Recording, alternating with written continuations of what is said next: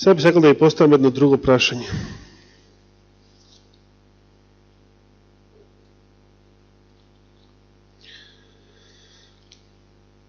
Дали се сеќавате на нешто вакво? Да? На што се сеќаваш? Што беше ово? Благодарам. Значи, тоа беше сабота, 7 октомври 2017 година. Дали се сеќавате кој што добил? Каков стих добивте таа сабота? Дали се сеќавате? Ако бевте тука, тогаш. Ако земавте, добивте вакви стихови? Добивте сите вакви стихови? Се сеќавате, до сега има многу време, се разбира. Се сеќавате каков стих добивте? Има барем некој што се сеќава? Ден си го чува? Ден си го чуваш? Цело време си го чуваш? До денес. И јас си го чував. Би сега да го прочиташ твојот стих? Ајде, повели. Да?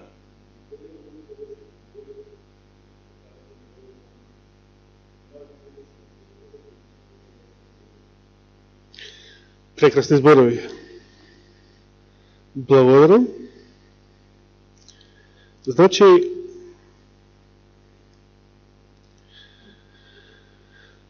има некоја посебна причина што овој стих од 7 октомври си го чувал цело време до денес, нели?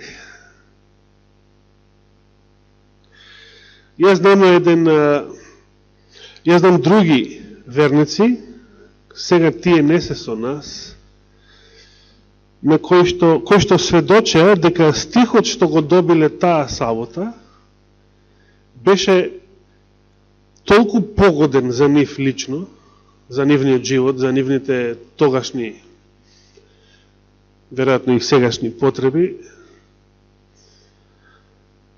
што верувам никош повеќе не го заборавиле до ден денес.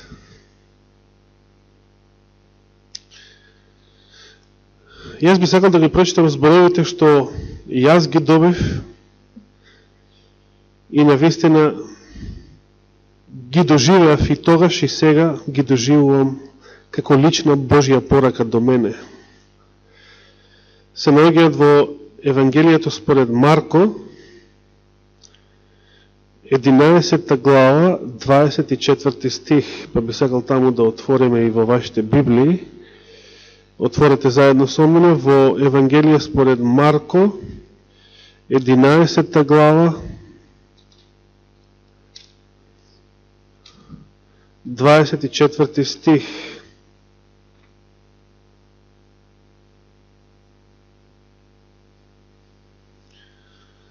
Го јавте текстот? Марко 11:24. Слушајте внимателно. Затоа ви велам, се што ќе побарате во молитва, верувајте дека ќе го добиете и ќе ви биде.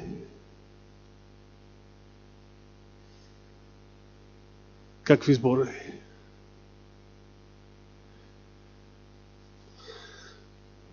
Во контекст, предходниот стих зборува за планината. 23-тиот. Имајте вера во Бога. Зашто вистина велам, ако некој и рече на оваа планина, дигни се и фрли се в море, и не се посомнува во срцето свое, туку поверува дека ќе биде како што рекол, ќе му се исполни што и да каже. Какви се овие зборови? Зошто Исус кажал вакви навистина предизвикувачки зборови? Затоа ви велам, се што ќе побарате во молитва, се што ќе побарате во молитва, кажува ли некој исклучок тука? Става ли некакви квалификации? Става ли некакви услови? Пример, ние знаеме да речеме, ако е во согласно со Божјата волја.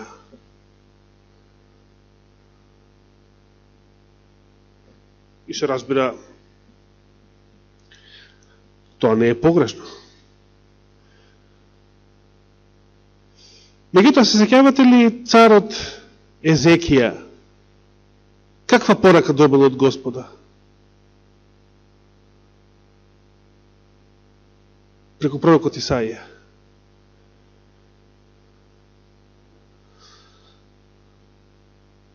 Подготви го целиот твој дом, уреди се што треба како треба, затоа што ќе умреш. И тоа му беше кажано во време кога царот се разболел, веројатно од тешка болест, бидејќи да беше лесна, или самиот ќе оздравел, или лекарите ќе му помогнале и така натаму. Но тога станува збор за неизлечива болест, од која што и лекарите кренеле раце, и од која што, иако не ни се кажува конкретно што, од која што човечки немало решение, немало никаков спас. Што било Божја волја во случајот? Што било Божја волја во тој случај? Царот Езекија се разболел со тешка болест. И во такви услови, во услови значи на боледување од тешка и неизлечива болест, му доаѓа порака од Господа преку пророкот Исаија. Подготви го твојот дом, значи подготви го наследството, уреди се што треба како треба, бидејќи ќе умреш. Што била Божја волја во случајот на царот Езекија? Дали била Божја волја да умре?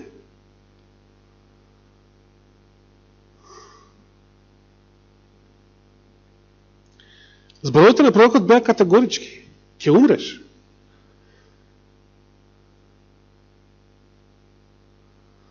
Се сеќавате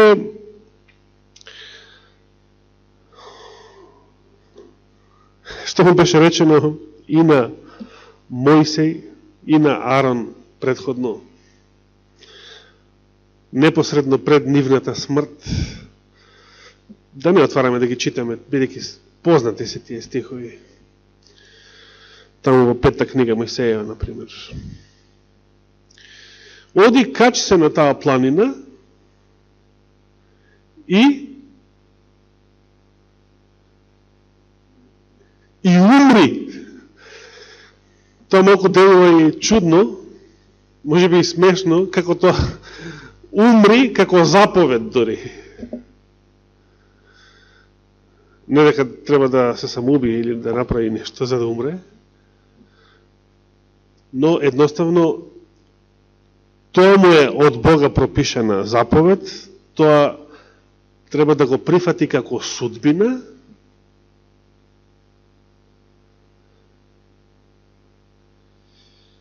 и понизно, без роптање, без негодување, без било каква поплака, да ја прифати таа судбина, која што Господ му е пропишал. И со Арон, и со Мојсей тоа се случило. Понизно ја прифатиле таа Господова заповед. Но како реагирал Езекија? Дали тој понизно ја прифатил оваа слична Господова заповед?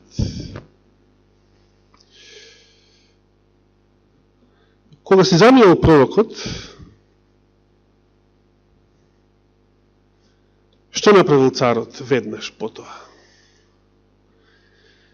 Веднаш почнал да се моли, текстот вели ја заврте главата кон зидот и почна да плаче и почна да се моли на Господа. Господ му го праќа пророкот и му вели: уреди го својот дом, направи се што треба, како што треба, бидејќи ќе умреш. Ќе се прибереш кон своите татковци.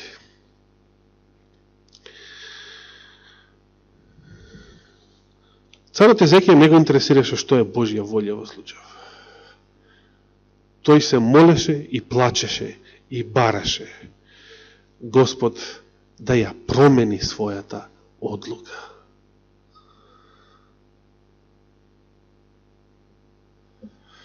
Така или не е така?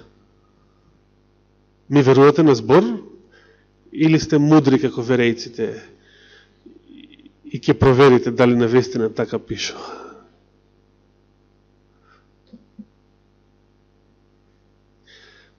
Пошто знаеме дека Езекија веднаш се молил, веднаш том замина Исаија, веднаш том замина пророкот, веднаш ја сврта главата кон зидот, почна да плаче и да се моли. Пошто знаеме? Така пишуваат. А се сеќавате колку брзо му била одговорена таа молитва? Се сеќавате колку брзо беше одговорена таа молитва? Вели, каде се наоѓаше пророкот Исаија, кога си беше на заминување, кога му дојде слово Господово и му вели: оди, врати се. Оди, врати се.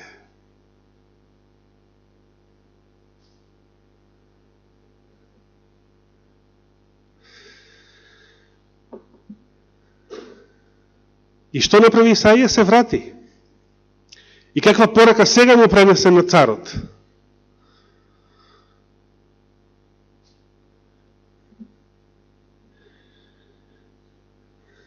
Еве ти уште 15 години. Би сакале да добиете ваква порака? Замисли се наоѓате на смртна постела или од неизлечива болест. Го молите Господа и да добиете порака: еве ви уште 15 години.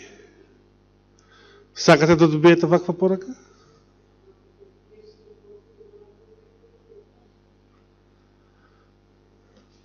Дали сакате да добиете порака кај што ќе ви се каже однапред: еве уште толку години?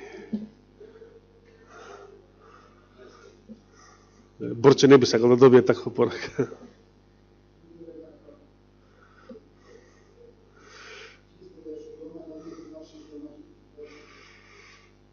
Кога ќе се наближи времето, мислиш? Дали царот бил задоволен со оваа порака? Се разбира. Место да умре сега, тој месец, ако не тој ден, тој месец или таа седмица, или колку требало време за да се подготви и да го подготви наследството свое. Еве му уште 15 години. Замислете, царот Езекија го предомислил Господа. Можно е да се случи такво нешто? Се сеќавате на оние зборови на духот на пророштвото? Не знам само дали била во контекст на тој случај, бидејќи сега ми текне на нив. Каде што Елена Вајд вели дека Господ би не вослишил и ќе не вослиши за многу што ќе го побараме и би го побарале во молитва, а што не би го направил ако не сме го молеле. Ако не сме го молеле, не би го направил. Не вели се, меѓутоа зашто Исус вели се? Се што ќе посакате. Се што ќе побарате во молитва, вели. Какви се овие зборови? Што сака да каже со овие зборови? се што ќе побарате. Во молитва, верувајте дека ќе го добиете и ќе ви биде.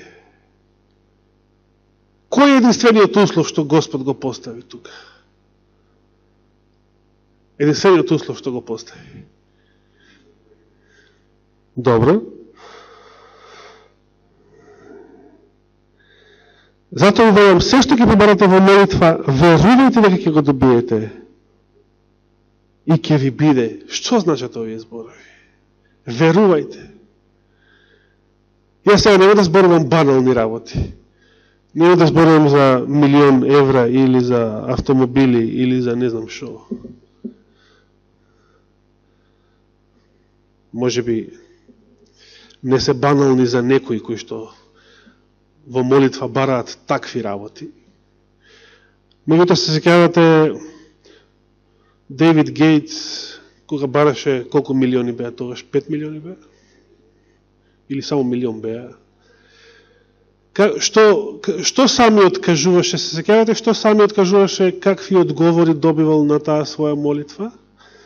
Во една прилика вака ја интерпретираше, значи, го интерпретираше одговорот, како Господ да му рекол, престани, значи како мало дете да карат, престани да ме молиш за пари.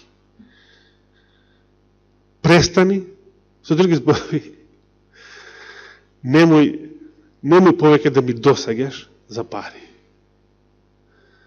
Така он кажуваше. Он го сведочеше тоа искуство. Но се сеќавам на едно друго. Господ вели, престани, немој да ме молиш за пари, почни, се сеќавате што беше одговорот? Почни да ми благодариш.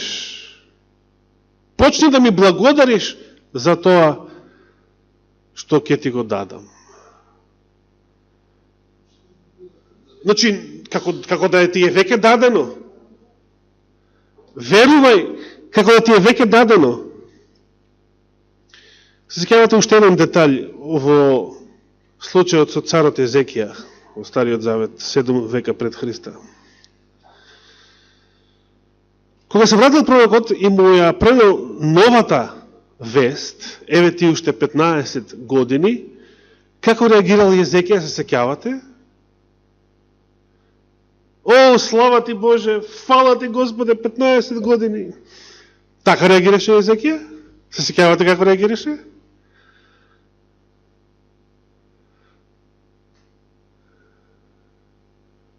Кој ќе се сети? На Езекија не му беа доволни тие 15 години, туку не побрал некоја година повеќе, не мислам на тоа, туку бараше знак. Дали сега, значи не му се веруваше, он го моли Господа, он плачеше како мало дете, се враќа истиот пророк со нова порака и не му се веруваше. Премногу добра беше оваа вторава порака, да се предомисли Господ, дали е сега ова вистина, дали е ова премногу добро за да биде вистинито. И се дрзна да побара знак.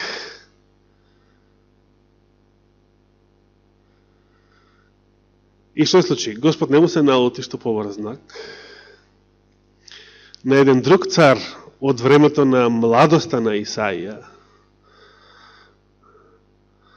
на царот Ахаз, Господ самиот му нудеше знак. Еве, побарај било каков знак. Дека ќе биде така како што реков. А што рече Господ? Дека Сирија и Северното царство ќе бидат како две трски што чадат, ќе бидат, со други зборови, никој и ништо, и нема да ти можат, нема да ти смеат ништо. Но за царот Ахаз тоа изгледаше, тоа е Исаија 7 глава инаку. А ова со Езекија, вие ќе ми кажете каде се наоѓа. за да бидете мудри верејци. Каков знак се сеќавате доби царот Езекија?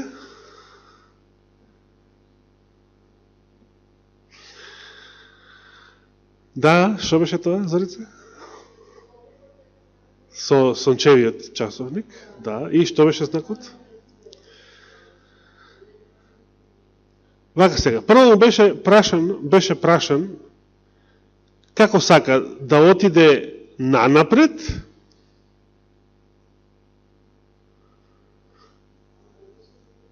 или да се врати наназад.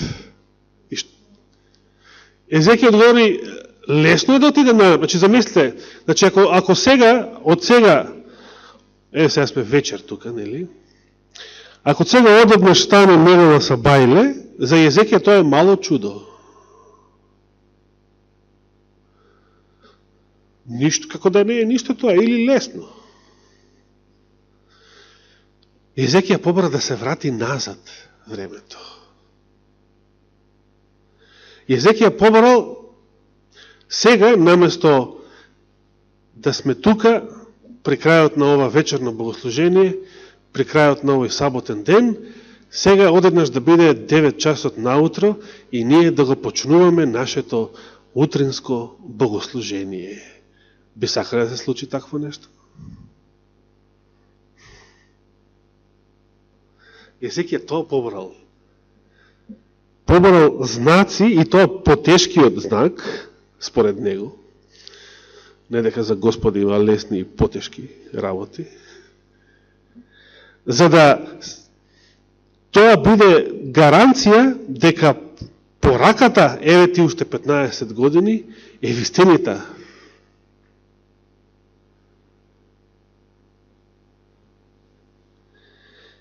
Исус вели, се што ќе побарате во молитва, верувајте дека ќе го добиете и ќе ви биде. Ја би сакал да поставам едно прашање. Реков, јас не барам милиони, не барам автомобили, не барам ни жена, и од тоа се откажав. Барам Господ, се откажав да го молам од тоа. Барам Господ да ги исцели нашите болни и нашите немоќни. И би сакал, браќа и сестри, да размислуваме што е тоа што пречи, што е пречка да станат реалност во нашиот живот овие негови зборови. Марко 11 глава 24 стих. Планината, црницата или дивата смоква. Било кој проблем да постои. Се тоа изрази со кои што Господ ги опишува и нашите гревови, но и неизлечивите болести и самата смрт. Да се сетиме од делата на апостолите, бидејќи со нив ќе продолжиме следната сабота, ако даде Господ живот и здравие. Додека апостол Павле проповедал една друга проповед на еден егејски брег, ама од турска страна,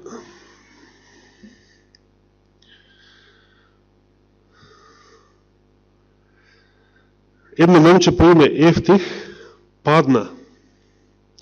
Од кој спрат беше, се сеќавате? Дела 20 глава.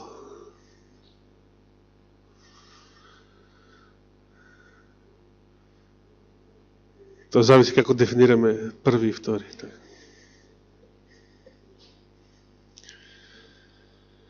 Текстот вели, кога се семнаа долу да виде што стана со момчето, што видоа? Го кренаа момчето мртво или беше мртво.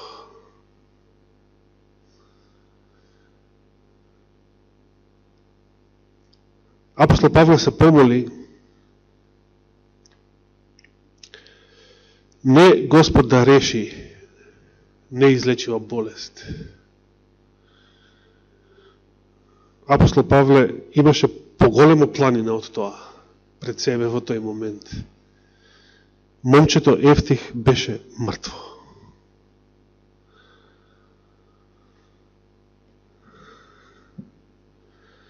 Кога ги читаме делата на апостолите, кога размислуваме каква сила примиле апостолите на Петдесетница и кога читаме што се правеле во Христово име, значи тоа е битен услов, што го спомена Борче, во овие зборови, во мое име, но верувајте.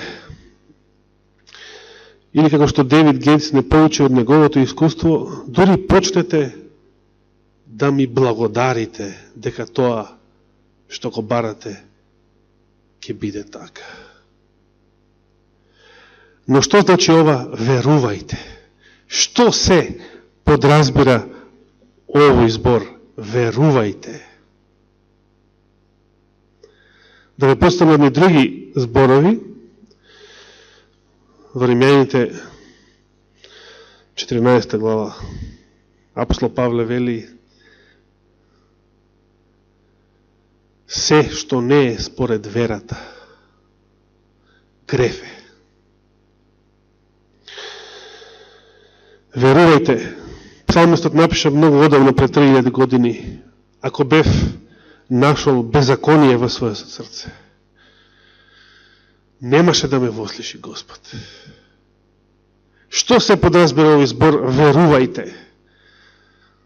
Многу е лесно овие зборови да ги сватиме површно и ефтино. Меѓутоа овие зборови значат многу внатре во себе. Верувајте.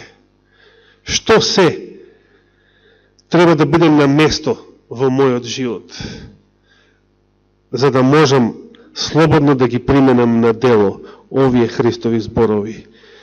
Се што ќе побарате во молитва, верувајте дека ќе биде,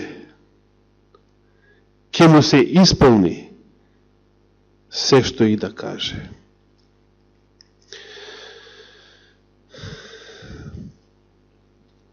Јас тога ќе прекинам, ако даде Господ живот и здравие. Ќе се видиме следната сабота, која што е многу далечна за мене,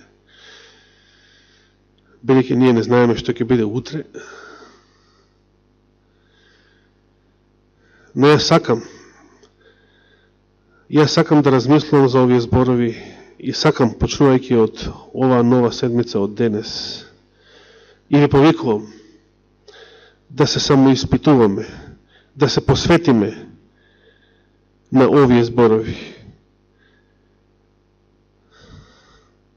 да побараме од Господа, да направиме се што е до нас, да живееме во согласност со овие зборови,